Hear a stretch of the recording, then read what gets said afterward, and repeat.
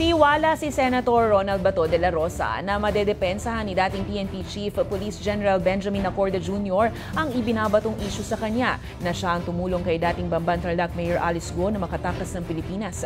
Ayon sa Senador, sinabi ni Acorda sa kanilang grupo ng mga dating PNP Chief na wala siyang ginagawang masama at handa niyang linisin ng pangalan patungkol sa issue. Matatandaang si Acorda ang umano'y itinutulong tumulong kay Go na makatakas ng Pilipinas at kasama raw umano sa payroll o sinusweldohan ng dating alkalde. Samantala, nanindigan naman si Acorda na kailanman ay hindi siya makikipagtransaksyon ng iligal at hindi niya alam na may POGO operations din ng negosyanteng si Tony Yang nung nagpakakuha ito ng larawan kasama siya. I'm sure you can explain that properly. Kung ano talaga, bakit siya nagpa-picture.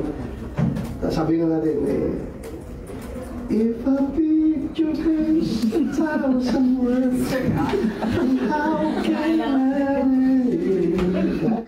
Now, with regards to the pictures na malapit sa Pogo, wala akong kinakausap tungkol sa Pogo. Wala akong mga kaibigan na tungkol sa Pogo. During that time na nakuha yung pictures yan, 2010, you know what is the stand of the government during that time. And kahit na that is the stand of the government during that time, hindi ko po alam na, na may POGO operation si Mr. Yang.